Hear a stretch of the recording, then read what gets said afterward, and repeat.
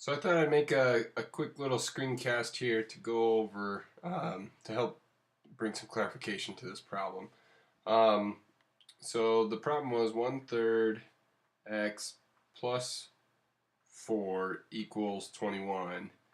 And the question is, why not multiply by the inverse instead of the common denominator? Well, in this particular case, they're both the same thing. The inverse for this would be 3 over 1, and that's how we'd get rid of the fraction. So if we multiply each side by 3 over 1,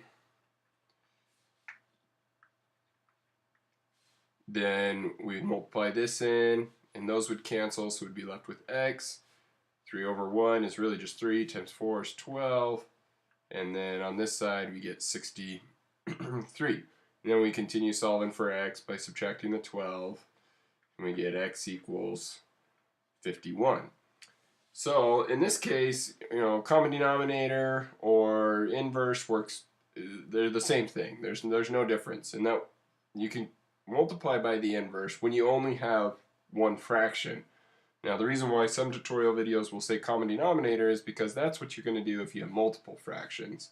So if let's say I changed up the problem a little bit, and let's say I have 1/3 x plus 4 equals, I'm going to make this a smaller number on this side. I'm just going to say, what if we had like 5 over 4 or something like this.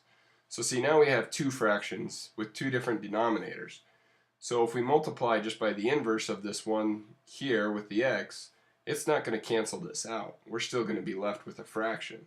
So now we want to multiply by a common denominator. So we think, okay, and you can multiply by the least common denominator, and that just helps you not have to reduce things later.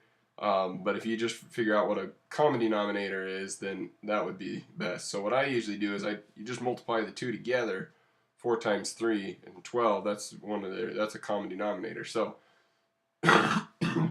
excuse me, I'm still getting over my cold that I caught this last weekend. So if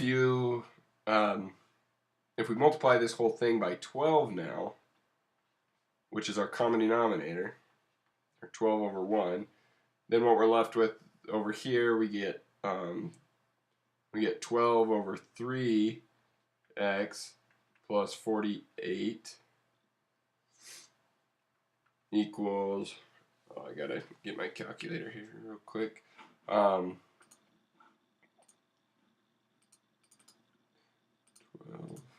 times 5, 60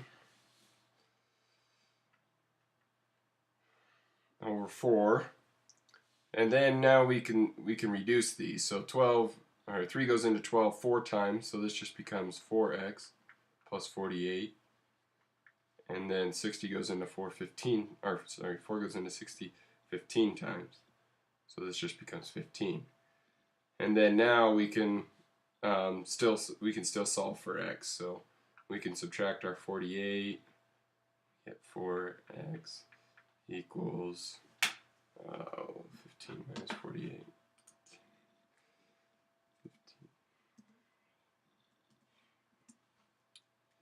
And this was just a problem I came up with off the top of my head, so x equals negative 33 over 4.